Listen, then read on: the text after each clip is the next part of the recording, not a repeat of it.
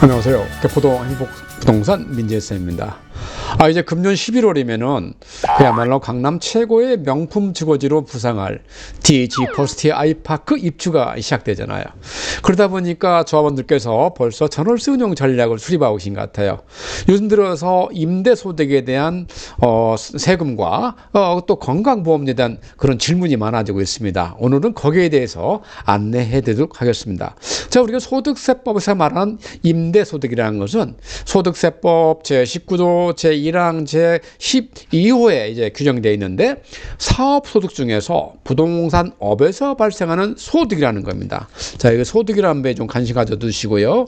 자, 이 소득에 대해서 이제 세금 내는데 우리가 소득세법에서 말하는 소득은 예를 들어서 이자소득, 배당소득, 상가임대소득, 주택임대소득, 사업소득, 근로소득, 연금소득, 기타소득 여러 가지 소득이 있는데 그 중에서도 우리가 주택임대소득에 대해서 말하는 것이 되겠습니다. 그럼 모든 주택임대소득에 대해서 우리가 임대소득세를 부과하냐? 그건 아니라는 얘기죠. 주택수에 따라서 다른 그런 기준을 가지고 있는데 예를 들어서 1주택의 경우에는 기준시가가 12억을 초과하는 주택을 월세로 운영하는 경우 임대소득세를 발생시킵니다. 거꾸로 말하면 주택 기준시가가 12억 이하인 주택을 월세로 하면은 그 세금이 발생하지 않는다는 얘기 되겠죠. 또 하나는 주택 가격을 불문하고 해외에 보유 중인 주택을 월세로 운영하는 경우 그 월세 수입에 대해서 임대소득세를 발생시키고요. 자, 2주택 이상의 경우는 모든 월세 수입, 하여튼 월세로 운영하는 수입에 대해서는 우리가 임대소득세를 부과하겠다는 내용이 되겠습니다. 3주택인 경우에는 기본적으로 모든 월세 수입은 당연히 임대소득세 부과하게 되는데 월세 없이 전세만 운영했다 하는 경우는 좀 구체적인 기준을 가지고 있습니다. 자, 3주택 이상이라도 최소한도 우리가 임대소득세 부과 대상 기준이 되려고 그러면 전용 면적 40평방미터 이상이어야 하고 동시에 기준시가가 2억 원을 이상 해야 할 뿐만 아니라 이 전세보증금은 합계 즉 3주택 전세보증 합계가 3억을 초과하는 부분에 대해서는 임대소득세를 우리가 간주임대료를 계산해서 부과하겠다는 내용을 담고 있습니다. 자, 이 내용은 실제 사례를 들어서 한번 설명을 드리도록 할게요. 자, 그래서 우리가 이제 주택수에 따라서 임대소득의 계산법이 달라지기 때문에 그럼 주택수를 어떻게 계산하냐 하는 문제가 중요한 문제가 되겠죠. 그래서 그 내용을 좀 설명드리면은 첫 번째 이 다가구 같은 경우에는 우리 주택수는 많지만은 소유자가 한 명인 경우죠. 그래서 기본적으로 1주택으로 보되 그 다가구 주택이 다 구분 등기, 호별로 각 소유자가 따로 있다. 등기가 따로 나 있다 하는 경우는 각각의 1주택으로 본다는 얘기입니다. 당연하겠죠.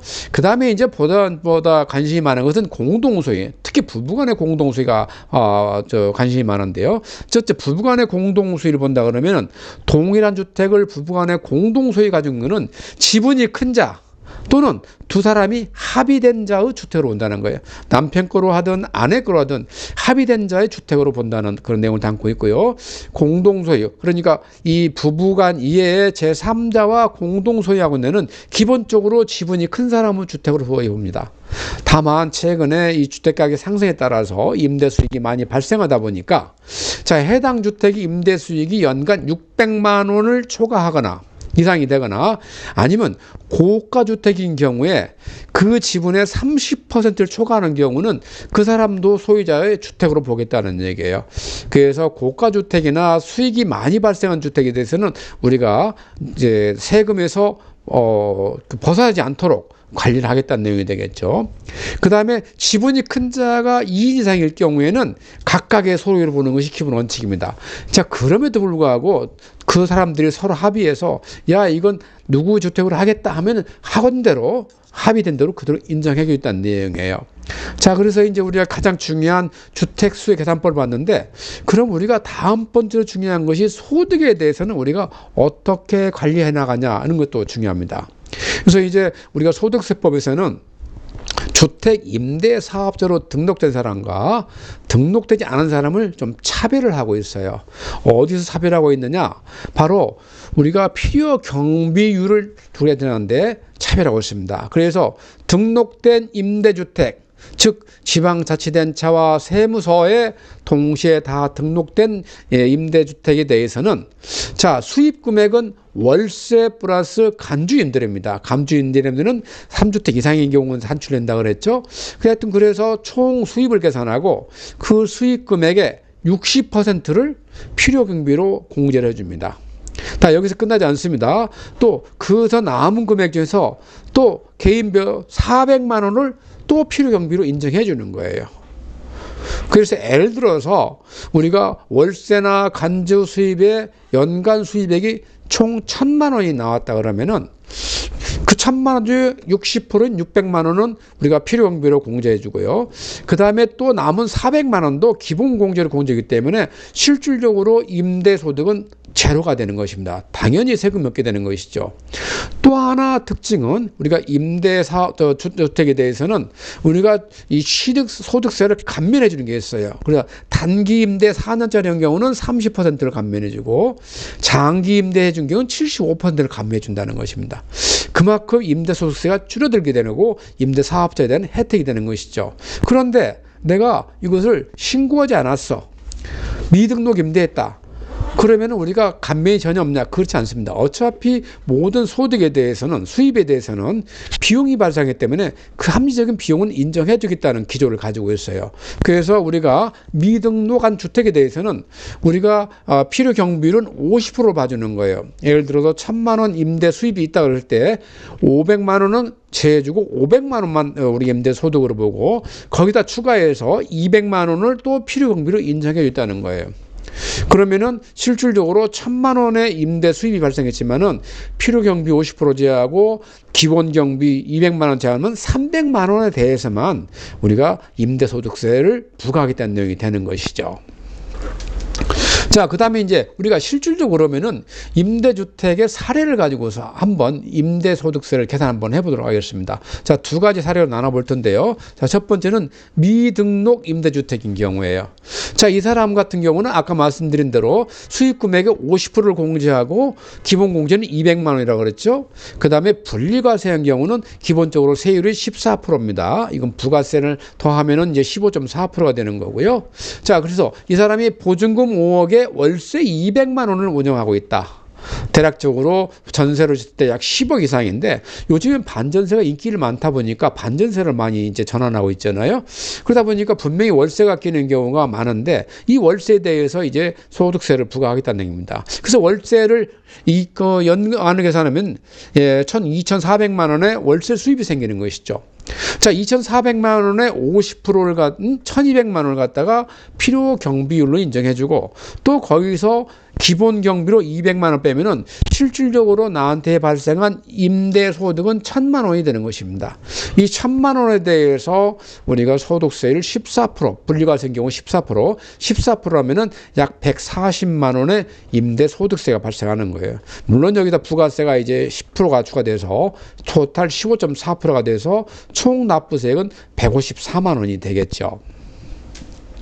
자, 근데 두 번째 사례의 경우는 이제 3주택자인데 우리가 한 주택은 내가 자가로 살고 있고 두 주택을 전세로 주고 있는 경우에요. 우리가 3주택자 이상인 경우는 전세만 주더라도 간주 임대료를 산출해서 거기서 임대소득세를 부과한다고 했잖아요.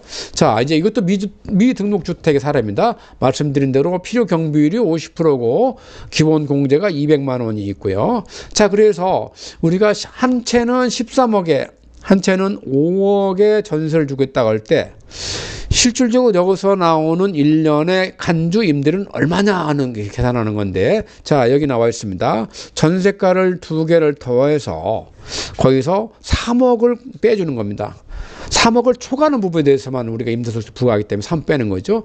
자, 거기서 나온 숫자에 60%를 곱해주고 거기다 정기예금 이율을 곱하는 겁니다.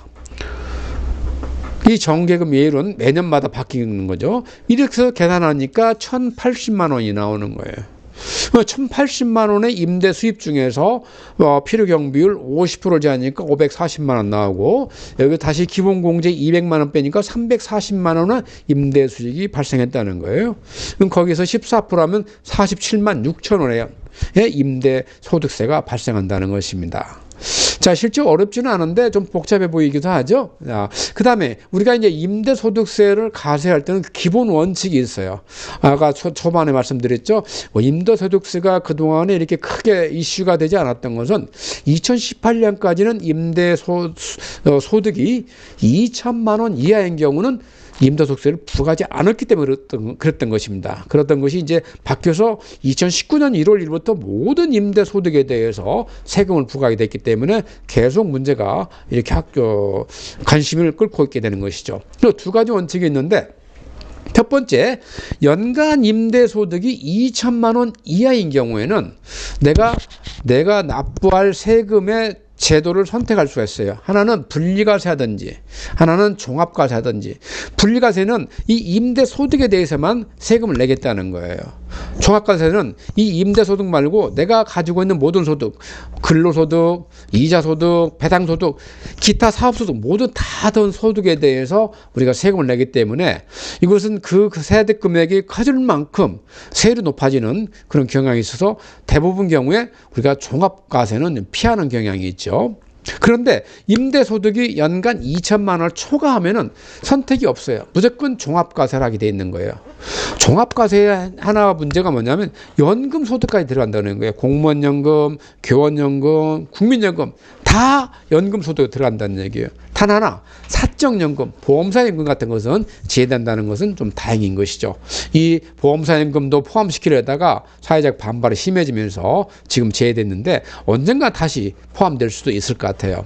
자, 그래서 우리가 이제 판단을 해야 되는 거예요. 임대소득이 발생하면은 내가 임대소득세를 내야 되는데 나는 분리과세가 유리한지 아니면 종합과세가 유리한지 판단해야 되는 거죠. 그 판단할 때 꿀팁을 한 세 가지 말씀드려보면은, 자, 첫 번째, 단순 경비율 적용 대상자. 단순 경비라는 것은 총 수입에 대해서 올해 같으면은 42.6% 공제를 적용하는 거예요. 우리가 미등록 임대사업자는 무조건 50% 공제했잖아요. 여기는 종합과세는 42.6%예요.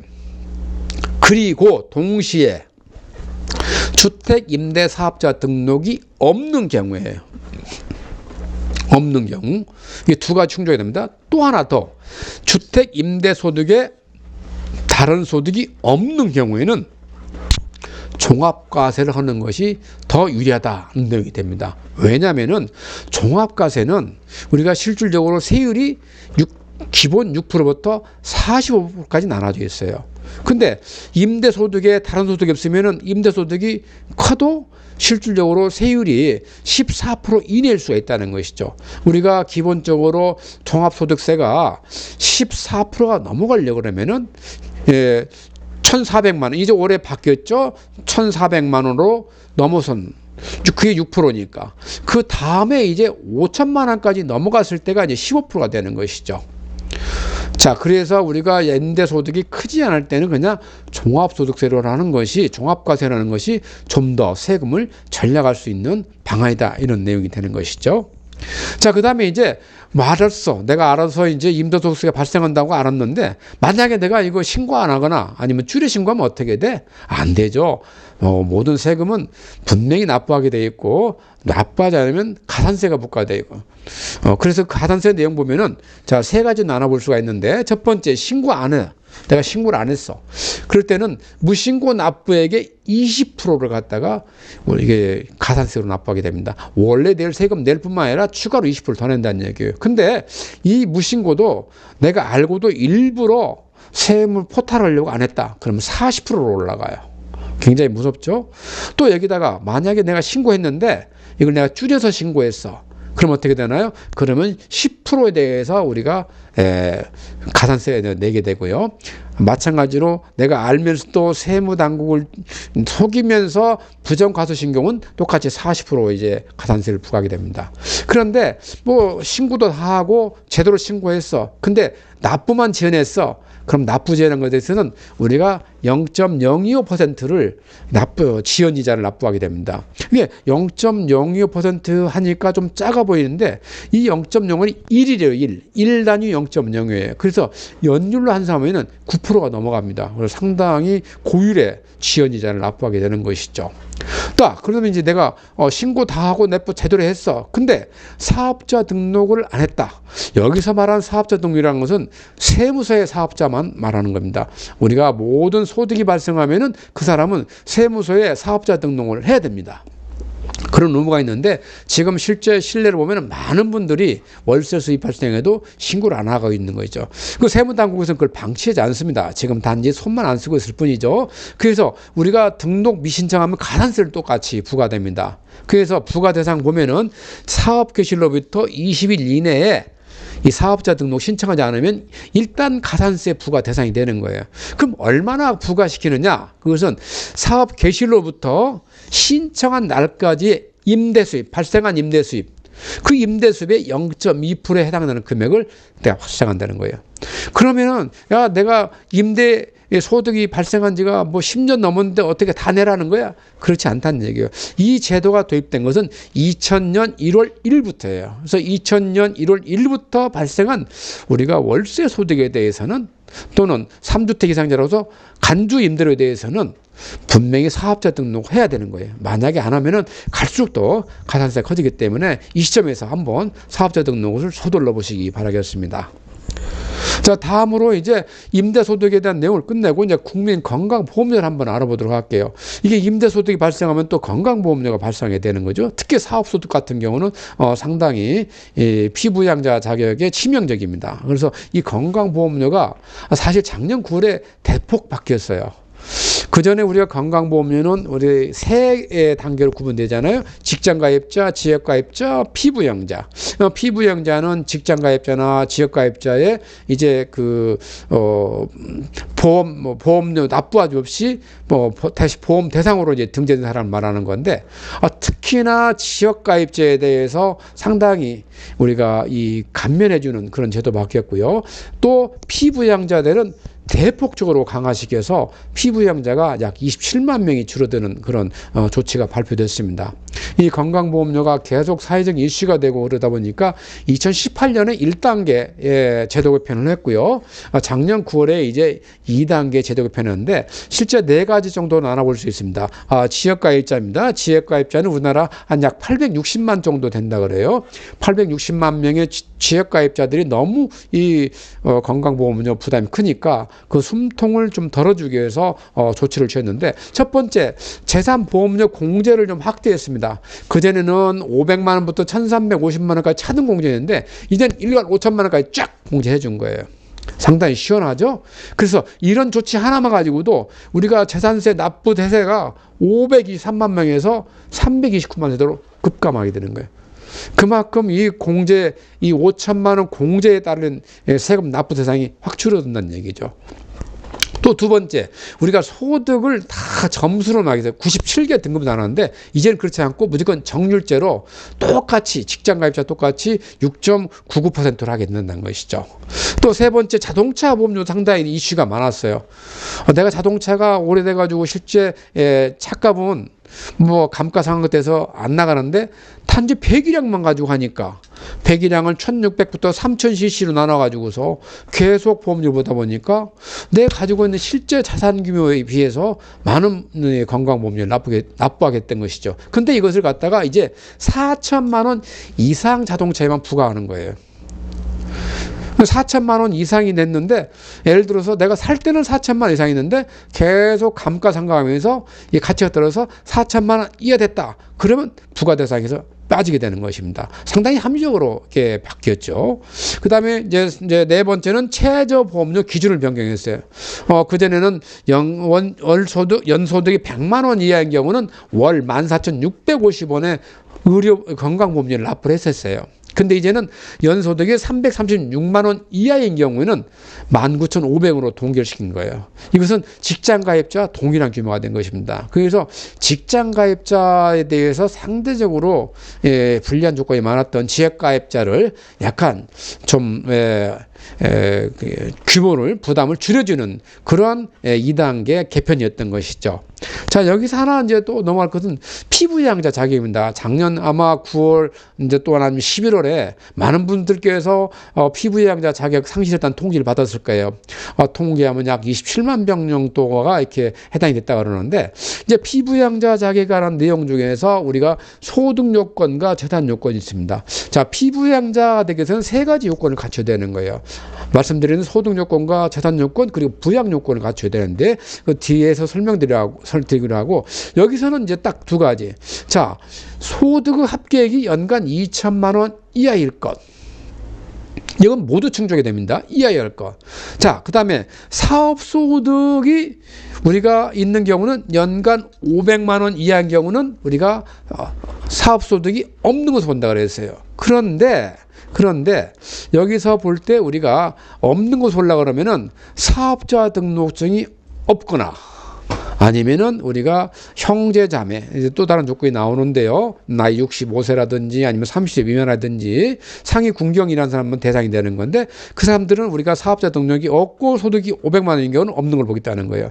제가 여기서 보는 것은 이게 있는데 임대 소득이 있는 경우는 제약이 돼 있는 거예요.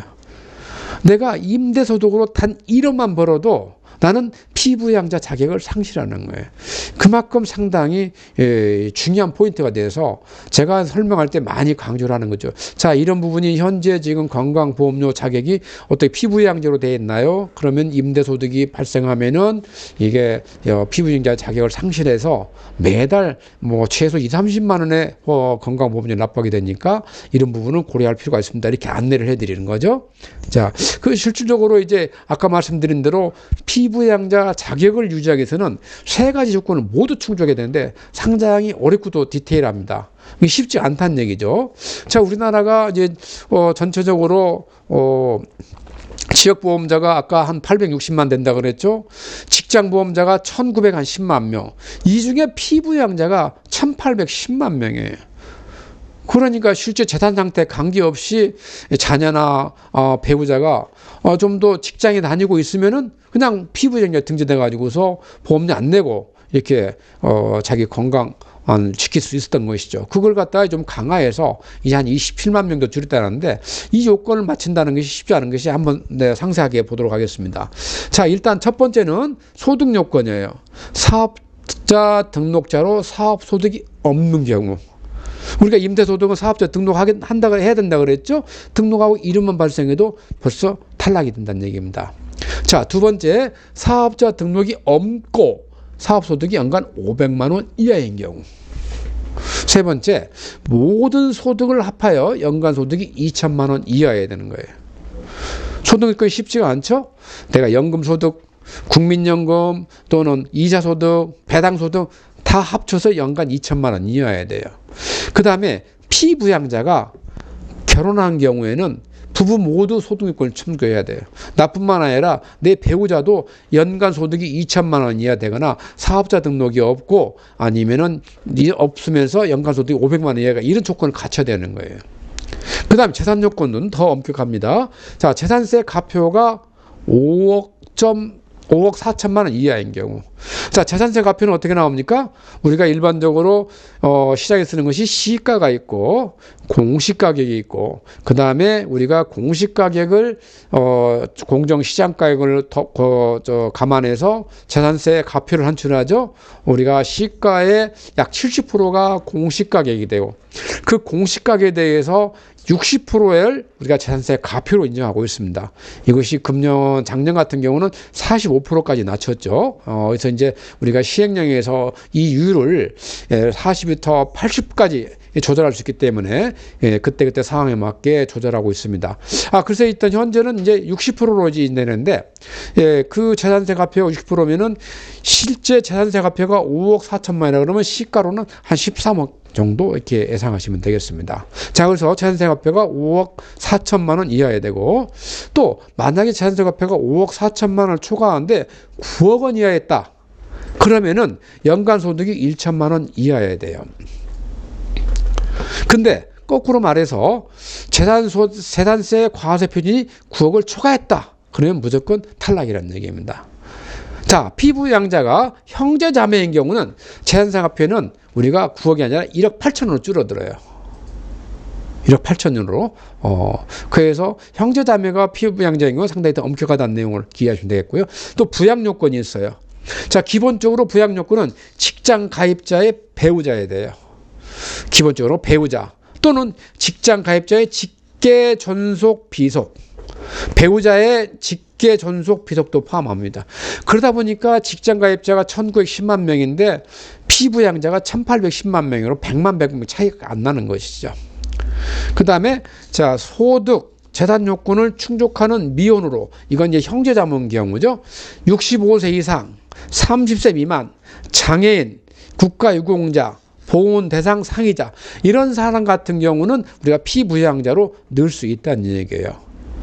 상당히 피부양자 자격을 강화해서 이제 우리가 국가 건강보험료에 누수를 없도록 조치를 취했던 것이죠.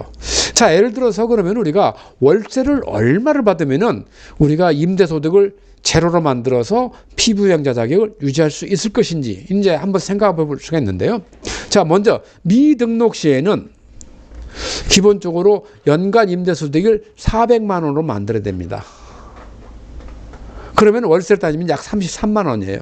내가 월세가 33만 원 넘어간다? 그럼 생각할 필요가 없어요. 무조건 이제 내가 임대소득자 돼서 임대소득세를 내야 된다 이렇게 생각하시면 됩니다. 물론 주택가격이 12억을 초과해야 되겠죠. 1주택인 경우에는. 2주택인 경우는 따질 거 없어요. 주택가격을. 자, 여기서 연간 임대소득이 400만 원은 우리가 기본 필요경비율이 50% 공제하니까 200만 원 빠져나가고, 또 기본 공제가 200만 원 있기 때문에 임대소득이 제로가 돼서 임대소득세가 발생하지 않는 것이죠. 근데 내가 임대사업자로 등록을 했다. 그러면 연간 1,000만 원까지 우리가 월세 소득을 발생하면은 또는 간주 임대를 발생시키면은 임대소득세는 발생하지 않는다는 얘기예요. 거꾸로 말하면 우리가 피부양자 자격에서 소득 요건을 충족시킬 수 있다는 얘기가 되겠죠. 1,000만 원을 월세 나누면 약 83만 원이 됩니다. 똑같이 필요경비율 60%, 그 다음에 기본공제 400만 원에서 임대소득이 제로가 되는 거 이해하셨죠? 그래서 거꾸로 생각해서 내가 세무서에 이 주택임대사업 등록하지 않았다. 그러면은 월세가 33만 원 넘어가지 않도록 조정할 필요가 있겠고요. 그 다음에 신고했다 그러면 83만 넘어가지 않도록 해야만이 내가 피부양자 자격을 유지할 수 있다라고 이렇게 이해하시면 되겠습니다. 자, 오늘은 이제 금년 11월 달 입주를 앞두고 있는 DH 포스트 아이파크 조합원들께서 우리가 해당 주택을 입주하지 않고 전월세로 운영했을 때 실질적으로 발생할 수 있는 임대소득과 건강보험료에 대해서 안내해드렸습니다. 시청해 주셔서 대단히 감사하고요. 이 부동산과 또 세금에 대해서 궁금한 사항이 있으면 언제든지 부담 없이 연락 주시기 바라겠습니다. 감사합니다.